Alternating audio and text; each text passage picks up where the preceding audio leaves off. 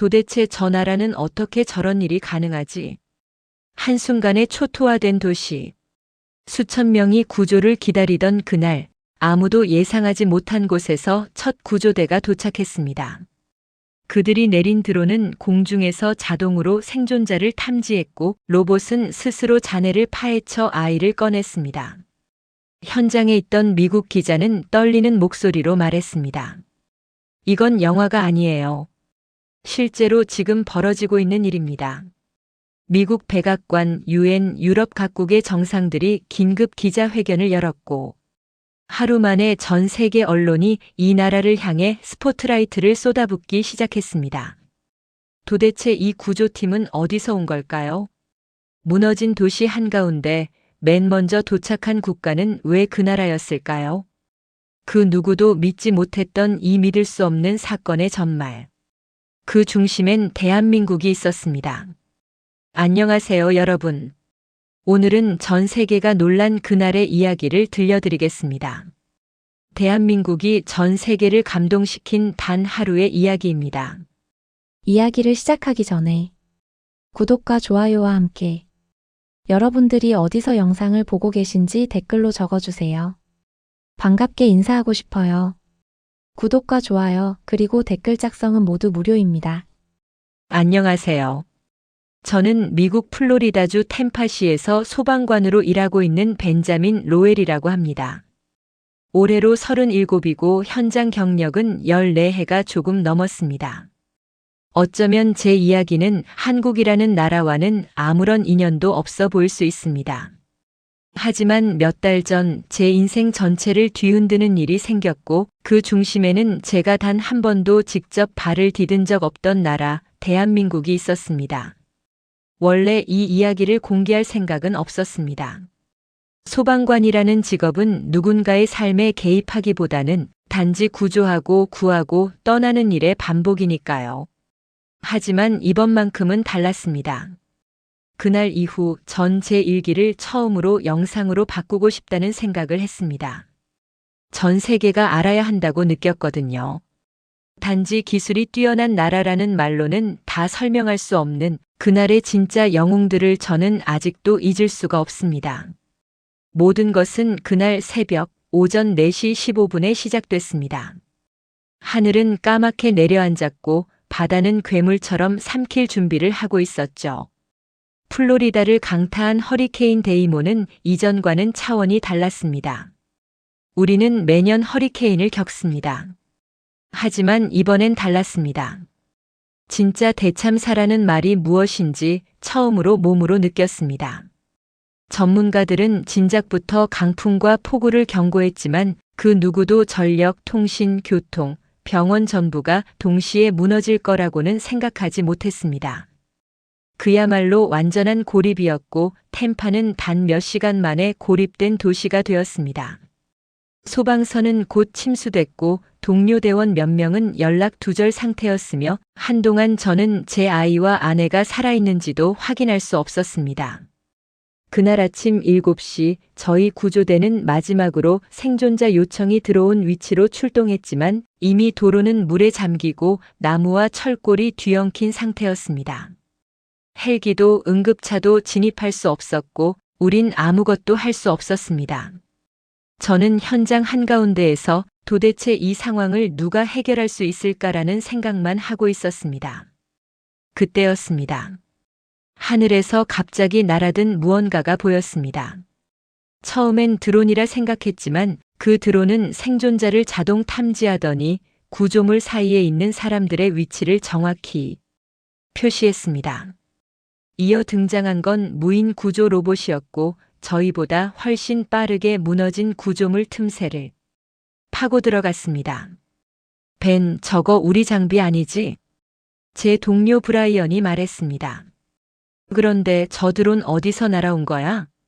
저는 도저히 답할 수 없었습니다. 왜냐면 저도 그 순간까지 전혀 몰랐거든요. 이 구조 장비들이 어느 나라에서 온 건지 말이죠. 그 장비들이 처음 나타났을 때 저희 구조대원들 대부분은 할 말을 잃었습니다. 드론은 단순한 촬영 장비가 아니라 구조물의 붕괴 형태를 실시간 분석하고 잔해 아래 있는 생존자의 심박수와 체온까지 감지의 위치를 표시하고 있었거든요. 그 기술력은 말 그대로 우리 것이 아니었습니다. 이건 우리가 가진 미국 장비보다 한 세대는 앞선 느낌이었죠. 로봇의 움직임도 비정상적일 만큼 정교했습니다.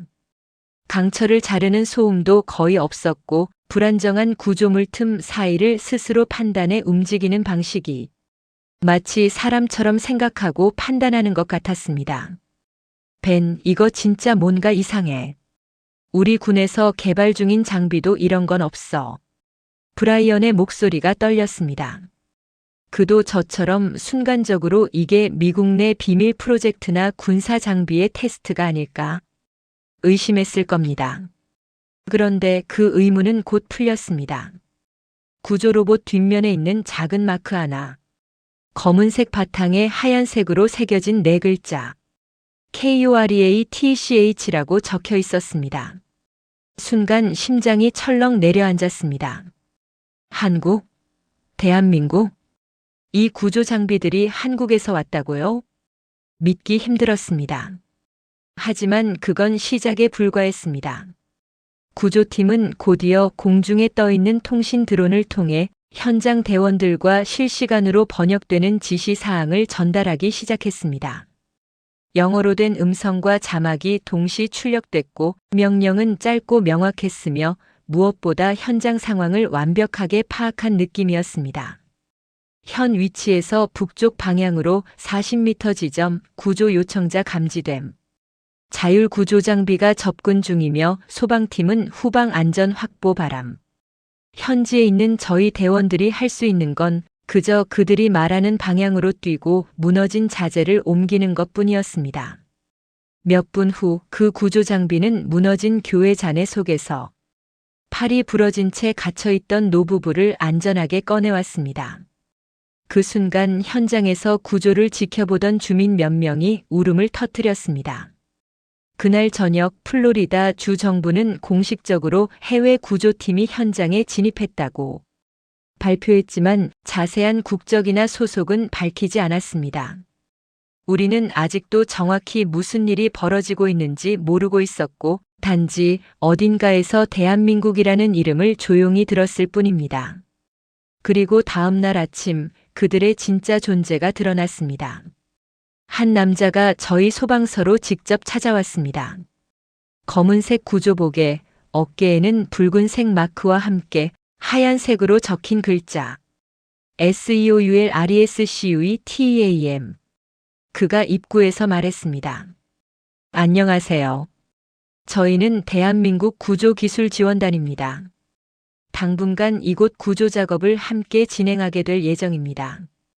그날 오전 8시 서울 구조기술지원단이 저희 템파 소방서에 도착한 직후 대원들 사이엔 묘한 정적이 흘렀습니다. 어깨에 대한민국 국기를 달고 똑같은 색의 구조복을 입은 이들은 정확히 12명이었고 그중 6명은 구조 전문가, 나머지 6명은 응급 의료진이었습니다. 모두 조용했고 질서정연했습니다. 그들의 장비와 움직임은 군대 같았고 무엇보다 놀라웠던 건 그들이 하나같이 영어에 능숙했다는 점이었습니다. 벤자민 로엘 씨 맞으시죠? 앞으로 저희가 이 구역 구조와 의료 업무를 함께 수행하게 됩니다. 선두에 있던 남자가 말했습니다. 그의 이름은 이한결이었습니다. 통역 장치 없이 또렷한 발음으로 제 이름을 부르던 그 순간 저는 순간적으로 우리는 지금 완전히 새로운 구조 시스템과 만나고 있구나라는 생각이 들었습니다. 이한결 팀장은 저희 상황을 묻지도 않고 먼저 지역 전력을 복구할 임시 발전 장비를 설치했고 바로 이어서 교통 두절 지역을 관할하는 드론 네트워크를 띄웠습니다. 그걸 보는 내내 솔직히 자존심이 조금 상하기도 했습니다. 우리는 여기서 수십 년을 일해온 구조대원들인데 마치 모든 걸 알고 온 듯한 그들의 모습에 묘한 열등감이 올라오는 걸 느꼈습니다. 하지만 그 감정은 오래가지 않았습니다. 현장으로 함께 나간 첫 구조 활동에서 한국 팀의 진짜 힘을 보게 되었기 때문입니다. 우리가 도착한 곳은 허리케인으로 인해 뿌리째 뽑힌 나무들이 도로 전체를 막고 있는 구간이었습니다. 그 안쪽에는 버스 한 대가 전복되어 있었고 15명이 넘는 승객이 고립된 상태였습니다. 미국 구조 방식대로라면 중장비가 도착할 때까지는 진입조차 할 수 없는 상황이었죠. 그런데 한국 구조팀은 전혀 다른 방식으로 움직였습니다. 이한결 팀장이 손목에 찬 스마트 패드를 꺼내자 그 자리에서 즉석으로 지형 분석이 이루어졌고 즉시 이동형 구조 팔레트를 전개하라고 지시했습니다. 제가 이해할 수 없는 장비들이 연달아 등장했고 그들은 마치 수학 문제를 푸는 것처럼 버스의 하중을 계산하고 잔해물의 압력을 분산시키는 방식으로 진입 통로를 만들었습니다. 벤자민 씨, 여기 지점은 아직 위험합니다. 지금 들어가면 2차 붕괴 가능성이 있습니다. 우리 팀이 먼저 진입해서 내부 확인하겠습니다. 그 말이 끝나기 무섭게 한국 대원 둘이 방독면과 조명 장비를 착용하고 전복된 버스 아래로 파고들었습니다. 단 15분 만에 그들은 내부 승객 전원을 구조해냈고 한 명도 다치지 않았다는 사실에 저희는 말문을 잃었습니다. 도대체 저 사람들 누구야? 브라이언이 낮게 말했습니다. 저는 대답하지 못했습니다. 단지 그 순간 제가 믿어 의심치 않던 미국 구조 시스템이 한 나라의 이름 앞에 조용히 숙여지고 있다는 걸 느꼈습니다. 그날 저녁 서울 구조기술지원단은 미국 연방재난관리청 FEMA의 공식 브리핑에 초청받았습니다. 그리고 그들의 존재는 뉴스를 통해 전 세계에 알려지기 시작했습니다. 이한결 팀장과 그 일행이 현장에 투입된 이후 템파 구조본부는 거의 그들의 임시 기지처럼 운영됐습니다. 처음엔 미국 내 다른 구조대원들이 반발하기도 했습니다. 왜 해외팀이 우리보다 앞서 지시를 하느냐, 기술이 좋다고 해서 우리보다 낫다는 건 아니지 않느냐는 말들이 오갔고 몇몇은 대놓고 무시하는 행동도 보였습니다. 하지만 며칠이 지나자 그 말들은 차츰 사라졌습니다. 이유는 단순했습니다. 한국 팀의 방식은 사람을 더 빨리, 더 안전하게 구했기 때문입니다. 그리고 그들은 단 한 번도 윗사람인 척 하지 않았습니다. 제가 직접 경험한 일입니다. 사흘째 되는 날 고립된 산간마을의 구조 작업 중 저는 낙석에 부딪혀 오른쪽 발목을 접질렸습니다. 심각한 부상은 아니었지만 한동안 움직일 수가 없었습니다. 그 상황에서 이한결 팀장이 제게 다가와 이렇게 말했습니다. 벤자민 씨, 이쪽으로 부축하겠습니다. 지금은 쉬셔야 해요. 대원들은 괜찮습니다. 책임감은 이미 충분히 보여주셨어요. 그 말이 이상하게 마음 깊숙한 곳을 건드렸습니다. 수년간 이 일을 하면서 저는 항상 버텨야 한다고 생각해왔습니다. 누구도 제게 그런 말을 해준 적은 없었습니다. 그저 다치면 물러나야 하는 거고 쉴 틈 없이 다음 현장으로 뛰는 게 우리 일이 정석이었으니까요.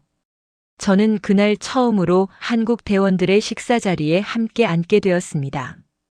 그들은 일할 때만큼이나 조용하고 질서정연했지만 식사 자리에선 평범한 사람들이었습니다. 조심스레 서로를 챙기고 김치와 말린 반찬을 소중히 나눠 먹는 모습은 왠지 모르게 정겨웠습니다. 이거 좀 드셔보실래요? 저희 어머니가 직접 말려주신 건데 미국 음식에 비하면 좀 짜게 느껴질 수도 있어요. 그렇게 말하며 간단한 반찬을 내미는 대원 정수빈의 손은 몇 날 며칠을 현장에서 뛰어다녔을 텐데도 정갈했습니다. 그들이 이 구조 활동을 단순한 국제 임무가 아니라 진심을 담은 사람 살리는 일로 받아들이고 있다는 것이 느껴졌습니다. 다음 날 아침 우리는 폐허가 된 병원 건물 아래에서 구조 요청을 받은 환자 2명을 찾기 위해 또다시 협업에 나섰습니다. 한국 팀은 그날 모바일 의료 진료소를 설치했습니다. 움직이는 진료 트럭 내부에는 AI 기반 영상 진단 시스템, 초음파, 간이 수술 도구까지 전부 구비돼 있었고 거기엔 서울 대병원에서 파견된 외과 의사도 함께 탑승하고 있었습니다. 이게 미국 어디에서도 본 적 없는 시스템이야. 제 동료 마크는 감탄을 금치 못하며 중얼거렸습니다. 그 말이 틀리지 않았습니다. 이동진료소는 무너진 도로 위에서도 흔들림 없이 작동했고 응급수술까지 가능한 상태였습니다. 그날 한 명은 갈비뼈가 부러진 상태로 폐에 문제가 있었고 다른 한 명은 임산부였습니다. 서울대병원 외과의사 장영우 씨는 바로 그 자리에서 수술을 집도했고 두 사람 모두 살아남았습니다. 그 환자들의 가족은 멀리 떨어진 피난소에서 병원의 상황을 듣고 이미 절망하고 있었는데 다음 날 생존 소식을 듣고 오열하며 한국 의료진에게 연신 고개를 숙였습니다. 그 모습을 멀리서 지켜보던 저는 이 구조 활동이 단순히 기술력만으로 설명될 수 없다는 걸 느꼈습니다. 이건 마음이었습니다. 사람을 살려야 한다는 집념. 그게 그들의 기술을 움직이는 진짜 동력 같았습니다. 구조 작업이 시작된 지 닷새째 되는 날 아침, 템파시 남서쪽 구역에서 가스 폭발이 발생했습니다. 침수로 막혀있던 지하 저장소에 쌓인 가연성 물질이 누전으로 점화됐고 한순간에 15채가 넘는 주택이 무너졌습니다. 신고를 접수한 뒤 저희는 서울구조기술지원단과 함께 현장으로 향했습니다. 가까이 다가갈수록 연기와 불꽃이 어지럽게 뒤섞였고 일반적인 장비로는 접근 자체가 불가능한 상황이었어요. 미국 구조팀이 접근 경로를 확인하느라 시간을 보내는 동안 이한결 팀장은 팀원들에게 단 한 문장만 말했습니다. 드론으로 열지점 스캔, 내부 진입 가능한 경로 우선 확보. 정확히 5분 뒤 그들은 드론이 실시간으로 보내오는 정보를 기반으로 가장 안전한 진입로를 만들었고 5명의 대원이 팀을 나누어 분산 진입을 시작했습니다. 놀라웠던 건 현장에 들어가는 한국 대원들 대부분이 기술 장비만 믿는 것이 아니라 사람이 직접 들어가야 하는 순간을 피하지 않았다는 겁니다. 제가 한결 팀장에게 물었습니다. 위험하지 않습니까? 이 정도 열이면 구조대원도. 그는 잠시 멈췄다가 말했습니다. 위험하지 않은 구조는 없습니다. 하지만 가장 위험한 건 너무 늦게 들어가는 겁니다. 우리가 안 들어가면 누가 들어가겠습니까? 그 말을 듣고 저는 말문이 막혔습니다. 그날 한 명의 한국 대원이 구조 중 손가락 한마디를 다치는 사고가 있었습니다. 의료진이 치료를 하며 대원에게 물었습니다. 혹시 이 정도면 한국으로 송환 요청하실 건가요? 그 대원은 웃으며 말했습니다. 아니요, 아직 열흘 남았습니다. 끝까지 하고 가야죠. 그 모습은 제게 묘한 충격을 줬습니다. 자기 나라에서 수천 킬로미터 떨어진 곳에서 전혀 알지 못하는 나라의 시민들을 위해 그렇게 헌신하는 이유가 뭘까? 저라면 과연 그렇게 할 수 있을까? 여기 있는 우리는 정말 구조라는 단어의 의미를 충분히 알고 있었던 걸까? 현장에서 만난 또 다른 순간도 잊을 수 없습니다. 그날 폭발 현장에서 구조된 한 아버지가 있었습니다. 딸과 함께 지하에 있다가 마지막 순간에만 가까스로 생존한 분이었는데 딸은 이미 숨을 거둔 뒤였습니다. 그 아버지는 울면서 말했습니다. 아이가 마지막으로 누군가 꼭 와줄 거야 라고 말했어요. 그 말이 현실이 되긴 했는데 너무 늦었네요. 그래도 와주셔서 정말 감사합니다. 그 말을 듣고 의료진으로 투입됐던 장영우 씨가 고개를 깊이 숙이며 말했습니다. 아버님, 저희가 조금만 더 빨랐더라면 그 말 현실로 만들어 드릴 수 있었을 텐데요. 그의 눈가엔 눈물이 맺혀 있었습니다. 그건 단순한 미안함이 아니었습니다. 구조의 끝에는 늘 결과가 따라오지만 그 결과의 진심으로 마음을 담는 구조팀은 저는 이때까지 본 적이 없었습니다. 그날은 구조작업 시작 후 일주일째 되는 날이었습니다. 템파 남단 해안가에 위치한 고아원 건물이 붕괴 직전이라는 긴급 보고가 들어왔고 무전기 너머로 아이들 목소리가 안에서 계속 들린다는 말이 전해졌습니다. 이한결 팀장은 단 한 번의 지체도 없이 움직였습니다. 한국 구조팀 4명과 저희 팀 중 3명이 함께 투입됐고 저는 직접 진입조에 들어가기로 했습니다.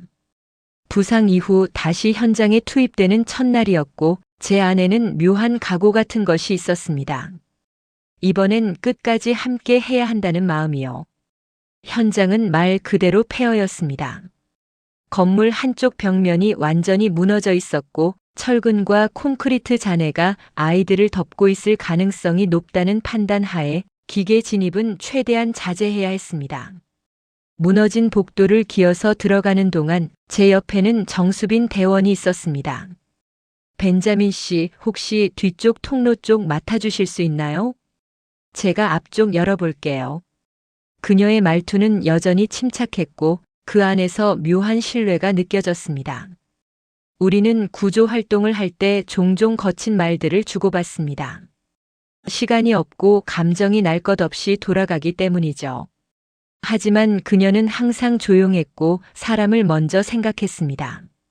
그렇게 약 30분을 수색한 끝에 우리는 한 벽면 뒤쪽에서 미약한 소리를 들었습니다. 헬로? 이즈 서먼데요. 아이였습니다. 영어 발음이 아직 완전히 익숙하지 않은 5살도 안 되어 보이는 여자아이의 목소리였어요. 저는 가슴이 철렁 내려앉았습니다. 그 아이는 어두운 구석에서 동생으로 보이는 또 다른 아이를 품에 안고 있었습니다. 문제는 그 위로 콘크리트 잔해물이 아슬아슬하게 걸쳐 있다는 것이었습니다. 조금만 잘못 건드리면 그 잔해가 아이들을 덮칠 수 있는 위험한 상황이었습니다. 이거 장비 못 쓰겠어요. 제가 말하자 정수빈 대원이 조용히 고개를 끄덕였습니다. 그럼 직접 들어가야죠. 그녀는 그 말과 함께 구조도구를 내려놓고 몸을 납작하게 웅크린 채 아이에게 손을 뻗었습니다. 괜찮아요. 누나가 도와줄게요. 눈 꼭 감고 숨 크게 쉬어요. 아이의 손을 잡은 그 순간적으로 천장에서 가루가 떨어졌고 구조물 일부가 미세하게 움직였습니다. 저는 반사적으로 그녀의 발목을 잡아당겼고 그녀는 아이를 안은 채 뒤로 쓰러지듯 빠져나왔습니다. 괜찮아요? 제가 물었고 그녀는 숨을 고르며 아이를 안은 채 대답했습니다. 괜찮아요. 아이도 무사해요. 그 순간 저는 이 사람들이 단지 기술을 잘 다루는 사람들이 아니라는 걸 확신했습니다. 이들은 진짜 사람을 살리기 위해 움직이는 사람들이었습니다. 그날 밤 구조된 아이는 의료팀에 인계됐고 동생 역시 생존이 확인됐습니다. 아이들의 보호자가 피난소에서 확인됐다는 연락이 왔고 다음 날 그 아이는 의외의 선물을 한국 구조팀에게 건넸습니다. 작은 색종이에 손으로 그린 그림 한 장. 구조복을 입은 사람들이 아이를 안고 있는 그림과 함께 아이 글씨로 적힌 문장 하나. 고마워요. 당신이 우리 가족을 살렸어요. 그 색종이를 건네받은 정수빈 대원은 한동안 아무 말 없이 앉아 있었습니다. 그리고 고개를 숙인 채 조용히 말했습니다. 이런 걸 받으면 한국에 있는 엄마 생각이 나요. 우리 엄마도 제가 누군가를 살리는 사람 되길 바라셨어요. 저는 그 말을 들으면서 구조라는 일에 대해 다시 생각하게 되었습니다. 우리는 사람을 구하기 위해 여기에 왔습니다. 하지만 그 사람들을 진심으로 구하는 마음을 가진 이는 이들일지도 모른다고 느꼈습니다. 열흘이라는 시간이 지나면서 도시는 조금씩 숨을 돌리기 시작했습니다. 전기와 통신이 일부 복구됐고 피난소의 사람들도 어느 정도 안정을 되찾았지요. 구조 활동은 여전히 진행 중이었지만 이제는 긴급 구조보다는 복구와 정비, 실종자 확인 등으로 그 성격이 달라지고 있었습니다. 저 역시 매일같이 현장을 오가며 한국 구조팀과 긴밀히 협업하고 있었고 더는 외국팀이라는 경계심 없이 그들을 동료처럼 느끼고 있었습니다. 하지만 그만큼 서로의 생각 차이도 조금씩 드러나기 시작했습니다. 사건은 어느 피난소에서 발생한 한 부상자 이송 건으로부터 시작됐습니다. 그날 오후 4시 반쯤 템파 북동쪽 지역 피난소에서 한 중증 환자의 상태가 급격히 악화됐다는 연락이 들어왔습니다. 가슴 통증을 호소하며 호흡 곤란까지 동반하고 있다는 보고였고, 즉시 이동형 진료 트럭이 출동하게 되었죠. 문제는 그 환자가 미국 응급 시스템 상 1급 우선 순위에 해당하지 않는다는 판단이 내려졌다는 겁니다. 저희 시스템은 사망 위험이 가장 높은 환자부터 구조 자원을 우선 투입합니다. 해당 환자는 심정지가 아닌 상태였기에 우선순위에서는 뒤로 밀리게 되어 있었지요. 그때였습니다. 서울구조기술지원단이 자체 판단 하에 모바일 진료소를 피난소로 바로 전환 배치하겠다고 보고한 겁니다. 저는 순간 멈칫했습니다. 이한결 팀장, 죄송하지만 이 환자는 미국 구조 기준상 우선 순위 바뀝니다. 지금 그 장비가 필요한 다른 고위험 환자들도 줄을 서 있는 상황이고요. 그는 눈을 지그시 감았다가 말했습니다. 벤자민 씨, 지금 그 환자는 20분 안에 조치하지 않으면 폐가 손상될 수 있습니다. 다른 환자들보다 위험하지 않다는 건 어디까지나 시스템상의 기준일 뿐입니다. 그 순간 제 속에서 무언가 올라왔습니다. 그건 맞지만 우리는 체계적으로 움직여야 하잖아요. 각자의 기준이 있더라도 현지 시스템을 우선 고려해야 하는 거 아닙니까? 제 목소리가 조금 높아졌고 팀 안에서 처음으로 공기가 무거워졌습니다. 제 동료들도 조심스럽게 저를 말리려는 눈빛이었고 정수빈 대원은 묵묵히 저를 바라보다가 조용히 한마디 했습니다. 미안합니다. 하지만 저희는 그 아이의 어머니가 방금 병원 앞에서 무릎 꿇고 우는 걸 봤습니다. 어쩌면 우린 그 엄마의 마음을 먼저 생각한 걸지도 몰라요. 그 말은 저를 단숨에 침묵하게 만들었습니다. 그날 저녁 저는 숙소로 돌아와 생각에 잠겼습니다. 정말 내가 옳았던 걸까? 시스템과 매뉴얼을 지키는 것이 정말 최선이었을까? 사람을 살리는 일이 숫자로 분류될 수 있는 걸까? 뉴스에선 한국 구조팀의 활약이 점점 더 조명받고 있었고 전 세계 구조기관에서도 그들의 시스템을 배우려는 움직임이 시작됐습니다. 하지만 저는 아직 그들의 기준을 완전히 이해하지 못했습니다. 그리고 그 간극이 만든 감정은 다음날 더 큰 오해로 이어지게 됩니다. 다음날 아침 8시 어제의 그 어색한 공기가 여전히 남아있는 가운데 서울구조기술지원단의 이동진료소는 조용히 현장에 복귀했습니다.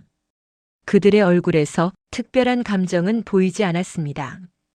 그저 언제나처럼 묵묵히 해야 할 일을 하러 가는 사람들의 표정이었죠. 하지만 저는 어제의 일이 머릿속에서 떠나질 않았습니다. 그 기준을 이해할 수 없다는 생각과 내가 틀렸을 수도 있다는 찝찝한 감정이 공존하고 있었고 그건 곧 행동에도 영향을 줬습니다. 오전 11시쯤 저는 피난소에서 의료물자를 정리하던 정수빈 대원과 마주쳤습니다. 그녀는 아무 일도 없었다는 듯 한 상자 한 상자 물자를 재정리하고 있었습니다. 어제 미안했어요. 제가 먼저 말을 꺼냈습니다. 그녀는 고개를 들며 짧게 웃었습니다. 저희가 상황 설명을 더 잘 드렸어야 했는데 말없이 움직인 게 실례였죠. 그 말은 전혀 감정이 실리지 않은 그저 예의로 건네는 말이었습니다. 저는 그게 더 마음에 걸렸습니다. 전 그냥 여기 시스템에 맞춰야 한다고 생각했어요. 이해하려고는 했지만 솔직히 아직도 모르겠어요. 왜 그렇게까지 무리하면서 움직이시는지. 정수빈 대원은 잠시 물자 정리를 멈췄고 잠깐 고개를 숙이다가 저를 향해 조용히 말했습니다. 벤자민 씨, 저희는요. 우리가 아니면 안 된다는 생각으로 여기에 왔어요. 그 아이의 엄마가 무릎 꿇은 건 그게 마지막 희망이었을 수도 있잖아요. 그걸 보고도 움직이지 않으면 우린 구조대원이 아니라 그냥 기술자예요. 그 말은 제게 또다시 날카롭게 꽂혔습니다. 하지만 그날 오후 저를 완전히 뒤흔드는 일이 벌어졌습니다. 템파시 북부 외곽에서 급작스러운 산사태가 발생했습니다. 비가 멈춘 뒤 느슨해진 토사층이 주택가 쪽으로 무너져 내리며 한 가정집이 매몰됐고 그 안에 어린 새아이가 갇혀 있다는 신고가 들어온 겁니다. 서울 구조팀은 이례적으로 소수 정예대원 3명만 투입하기로 결정했고 저는 자원하여 그들과 함께 현장에 동행했습니다. 이한결 팀장, 정수빈 대원, 그리고 한 명의 의료진과 함께 무너진 잔해 속으로 들어간 저희는 이미 공기가 희박해진 실내에서 한참을 수색하다가 두 번째 방에서 아이들을 발견했습니다. 아이들은 서로 부둥켜 안은 채 기력이 거의 없는 상태였습니다. 특히 막내는 체온이 급격히 떨어져 있었고 즉시 산소 공급과 체온 유지 조치가 필요했습니다. 그런데 문제는 나오는 길이었습니다. 저희가 들어온 통로 일부가 산사태 잔여물로 막힌 상태였고 다시 뚫고 나가려면 시간이 더 걸릴 상황이었습니다. 이한결 팀장은 즉시 판단을 내렸습니다. 아이들 먼저 이송하세요. 정수빈 대원, 벤자민 씨랑 함께 나가십시오. 그럼 팀장님은요? 정수빈 대원이 놀라 물었지만 이한결 팀장은 이미 다른 경로로 구조 루트를 확보하겠다고 말하며 다시 안쪽으로 방향을 돌렸습니다. 아이들을 품에 안고 나오는 그 길은 제 인생에서 가장 길었던 15분이었습니다. 밖으로 빠져나온 뒤 아이들을 품에 안은 엄마가 소리 없이 울었습니다. 살아있어요. 우리 애들 살아있어요. 그 순간 제가 그동안 갖고 있던 기준이라는 단어가 부끄러워졌습니다. 그 어떤 매뉴얼도 그 어떤 우선순위도 이 울음 앞에서는 무의미하다는 걸 처음으로 깨달았습니다. 그날 밤 이한결 팀장은 다행히 무사히 복귀했습니다. 하지만 그가 들어온 순간 제 가슴 속에서 뭔가 터지는 것 같았습니다. 팀장님, 제가 조용히 불렀습니다. 그는 고개를 들었고 저는 깊게 고개를 숙였습니다. 감사합니다. 오늘 제 인생이 바뀐 것 같습니다. 그날 이후 제 마음속에서는 어떤 묘한 변화가 자리 잡기 시작했습니다. 이제는 그들을 기술적으로 우수한 팀이라고만 생각하지 않았습니다. 그들의 말투, 걸음, 침묵, 그리고 구조가 끝난 후 사람들의 눈을 바라보는 방식까지도 하나하나 다르게 보이기 시작했어요. 저는 어느 순간부터 이들이 왜 이토록 성실하고 조용하고 동시에 단단한 사람들인지 알고 싶어졌습니다. 그래서 그날 밤 이한결 팀장에게 조심스럽게 부탁을 드렸습니다. 혹시 팀장님과 팀원들 이야기를 조금 들어봐도 될까요? 그는 고개를 끄덕이며 말했습니다. 시간 괜찮으시면 오늘 저녁 회의 끝나고 잠깐 모이죠. 그렇게 저는 한국 구조팀의 작은 회의실에 들어가게 됐습니다. 회의는 짧고 간결했습니다.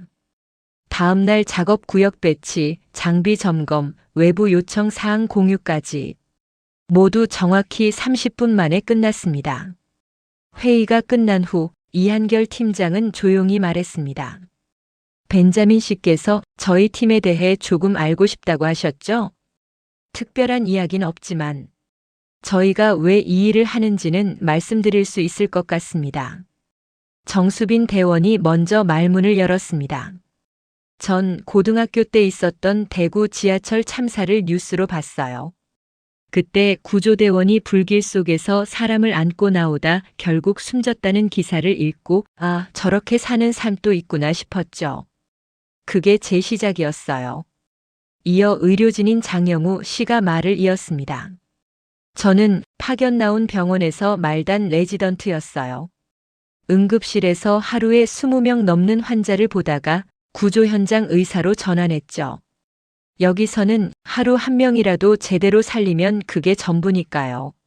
마지막으로 이한결 팀장이 말을 이었습니다. 저희 모두에게 공통점이 하나 있다면 우리가 아니면 안 된다는 생각을 품고 있다는 점입니다.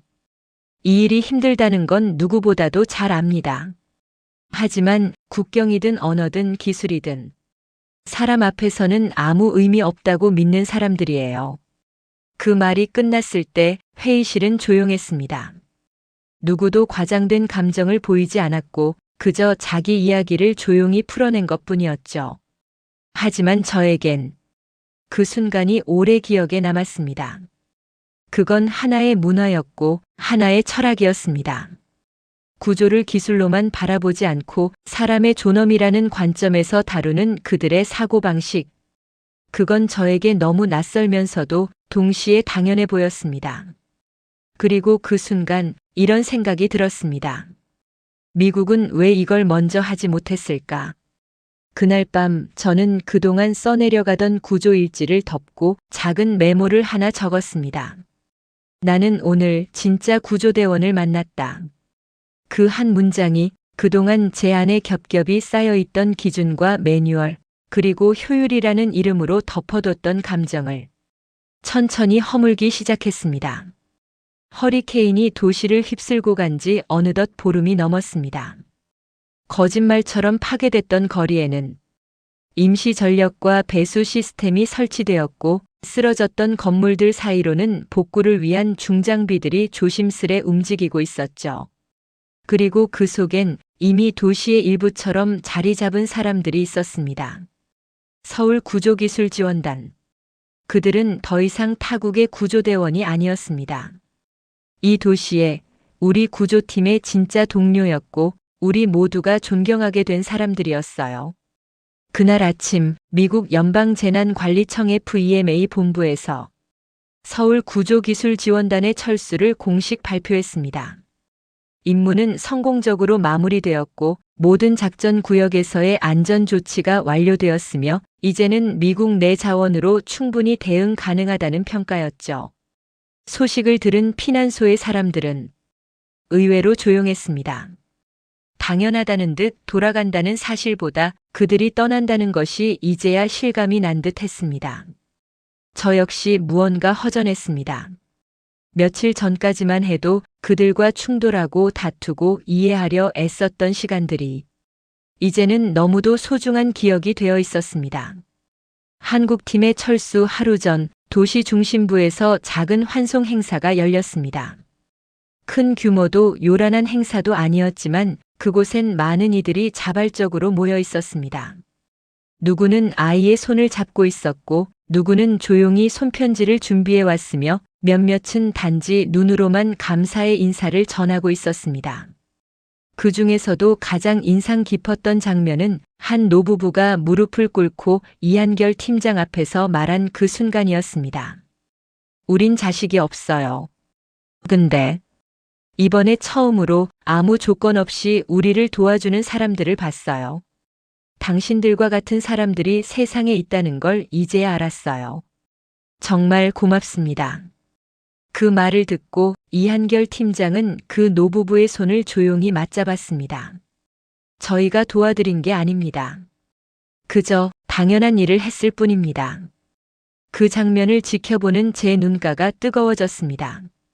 마치 이 도시 전체가 한국 구조팀을 통해 사람다운 삶을 되찾은 것 같았습니다.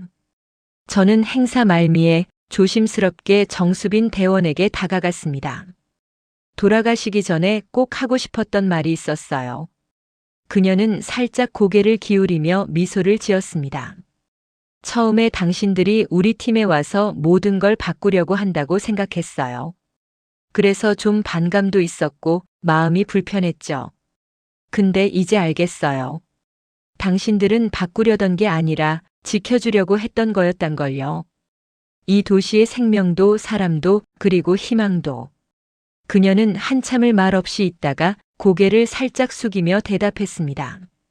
벤자민 씨 같은 분과 함께해서 저희도 정말 감사했어요.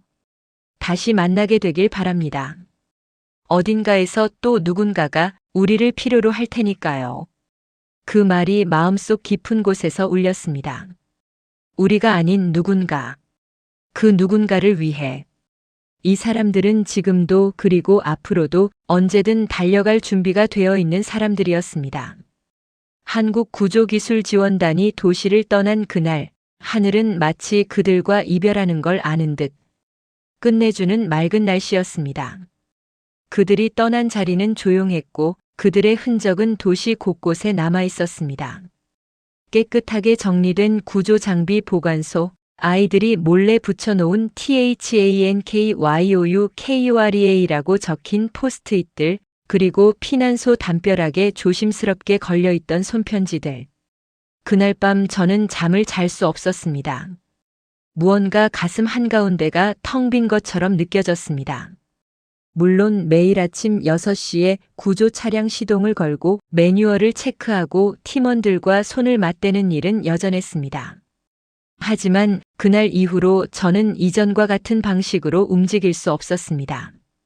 이제는 구조 대상자를 번호가 아니라 이름으로 불렀고 현장에 도착하면 가장 먼저 무엇을 도울 수 있을까를 고민하게 되었습니다. 시스템도 우선순위도 여전히 존재했지만 그보다 먼저 사람이 있었습니다. 저는 누군가가 쓰러져 있는 곳에서 그 사람의 체온보다 눈빛을 먼저 확인하게 되었습니다. 이건 단지 기술이나 절차의 변화가 아니라 저라는 사람 자체가 바뀐 거라고 느꼈습니다. 며칠 후 템파시에서 한국구조기술지원단에게 보내는 감사 메시지를 담은 짧은 영상 제작이 진행되었습니다.